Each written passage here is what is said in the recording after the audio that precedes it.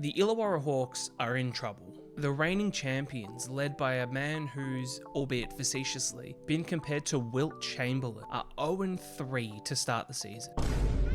Their last loss being a 29-point drubbing to a team who was 0-4. And their offense isn't really a problem. They have 2 of the top 10 scorers in the league so far, and they have the most unguardable player. But their defense? Well, it's not good. I made a video after JaVale McGee's debut, talking about how good he was on the offensive end, but raising a few concerns about their defense. Illawarra run a drops coverage on their defense, which essentially means the center stays in the key, limiting drives and preventing guards and bigs from getting shots right at the rim. Almost every team's starting center is a 3-point shooter as well. So while that may work from time to time, that's not a thing that's consistently going to work in the NBL. Now, even though they lost in that first game, I still got a bit of blowback from that opinion. And that's fine, I can handle it. But have a look at their defense against the Breakers on Wednesday. And if you still stand true to that, well then you just don't know ball. So we start in the first quarter here, New Zealand versus Illawarra. This is a transition play, so Illawarra can't fully set up their defense, but McGee gets the block. It's an easy block, you know. Attacks on the ring like that are always going to be easy stops for Illawarra. I think JaVale McGee had 3 blocks in this first quarter alone. A couple of possessions later here, we're going to see Sam Menenga get aggressive on the drive. Now, Sam Menenga is a decent 3-point shooter. We're shooting 18% though through the first 3 games of this season. Shot sub 30% last year, so he's been a little bit down, but you can see that he's still hesitant to take that shot, thinks he can beat JaVale McGee to the ring, but he can't. This is where the switch up starts to happen and where New Zealand start to figure out how to work this drops coverage. So we'll pause it here. So Sam Menenga is being guarded by JaVale McGee. Sam Menenga sets this screen way out, that's like a step and a half outside 3, and JaVale isn't going to come and, you know, help and double that screen. So it's meant to be on Ja'Cory McLaughlin to cut off this drive. And in the end, he doesn't. So McGee has to step up. Peatling is late because he's helping on Barker. The dump-off pass goes to Sam Menenga, and it forces the foul. You can see JaVale McGee here talking to McLaughlin, talking about his positioning where he should be. The cogs are turning for New Zealand. They're figuring out how to slow down this drops coverage. Go to the end of the first quarter now, and this is showing that Illawarra are trying a couple of other things on defense. So they've already run, you know, their typical drops coverage. A couple of times in this game, they dropped to a 2-3 zone, which I'll show in a second.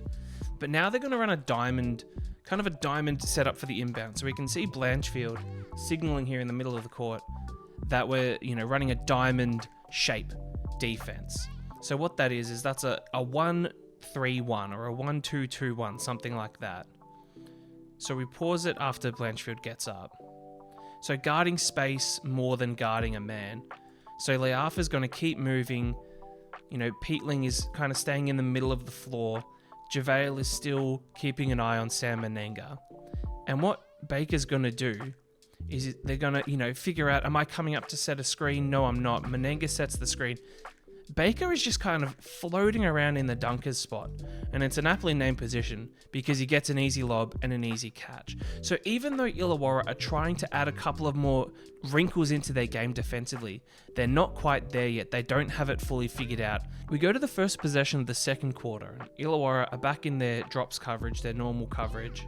And we'll just pause it here. Lopez is about to drive in. No one else in the paint besides McGee, but look at the space between McGee and Sam Menenga. And he's begging for the ball, is Sam, and he gets a wide open look. McGee gets a hand, sort of. Less than 2 minutes later, and pretty much the same thing's going to happen. A little bit of patience on offense here from the Breakers, but McGee in the middle of the paint while Menenga's wide open on the 45. That's consecutive 3s for Sam Menenga.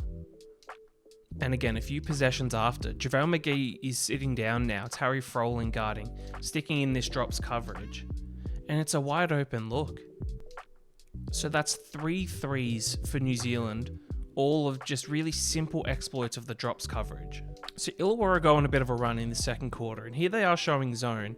And this is the best way to beat the zone. There's two ways that you can easily beat a zone. It's big swing passes from one side of the court to the other, or it's getting the ball in the middle of the zone, which if this is just a typical, 3-point line half court zone, you get the ball right to the free throw line. So Tarangi stands right at the free throw line. He gets the ball and it's an open shot. A zone is guarding space, and if there's a man in that area, in your zone of the zone, you guard them. But when you're right in the middle of it, you almost kind of expect that someone else is going to be guarding them. And that's exactly what happens.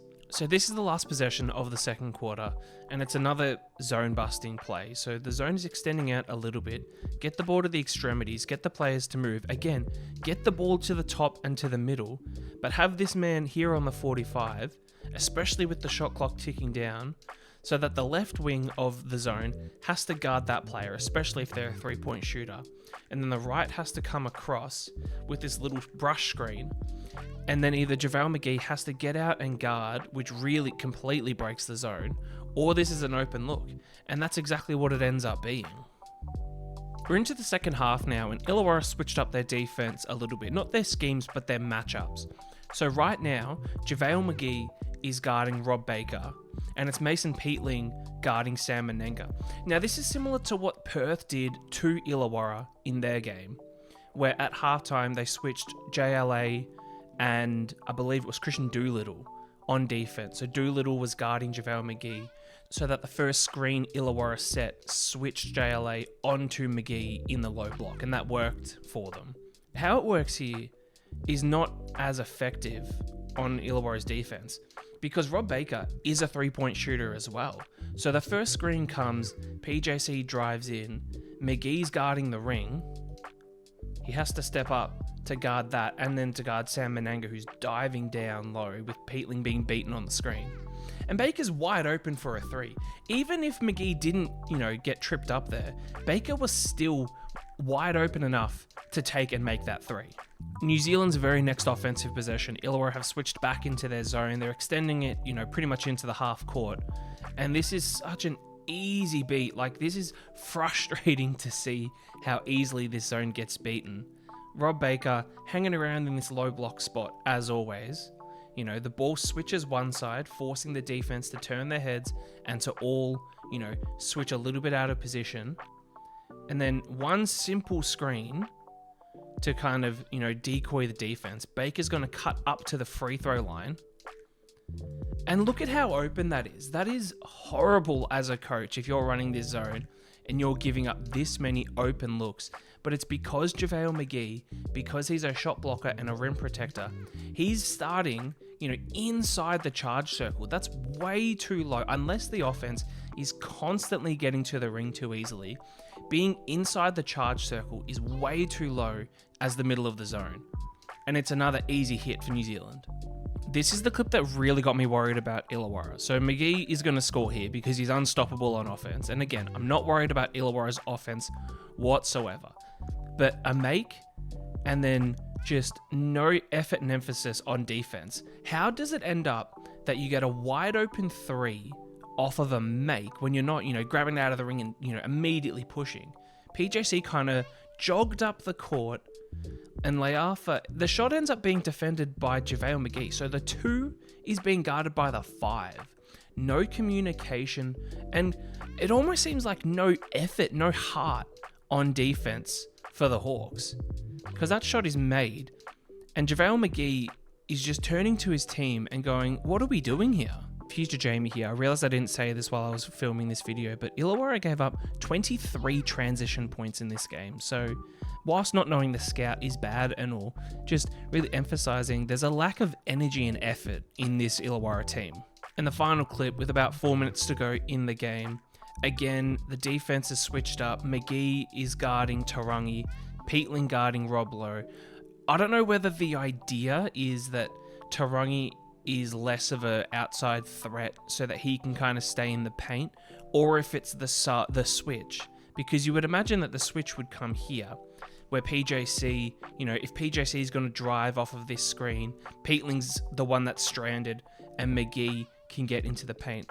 But Tarangi knocked down a whole bunch of threes in this game. He was a couple of points shy of his career high. To roll this clip on, the screen comes, and McGee, he has so much time to recognize after this pass. PJC had 17 assists in this game. He had 20 points as well, but he wasn't getting to the ring as much. He was doing more of his work from outside. McGee has the length and has the time to cut off this shot, and what does he do? He just doesn't get there in time. New Zealand came into this game the worst three-point shooting team in the league, and they shot 44% from outside three in this game. And while yes, they're not going to shoot that well every single game, but if they're getting open looks like they were in this game, then maybe they will. And for once, I'm not just blaming the drops coverage, because they threw a whole bunch of different looks at New Zealand. They ran straight up man, they ran a 2-3 zone, they ran an arrow zone, and every single one of them was exploited with ease. So either it hasn't been practiced enough, the players don't know the scout, or the players are simply not buying in. But any way you slice it, there's serious problems in Illawarra. And with the next game being against the Brisbane Bullets, who barely have any healthy players, they have to win this game.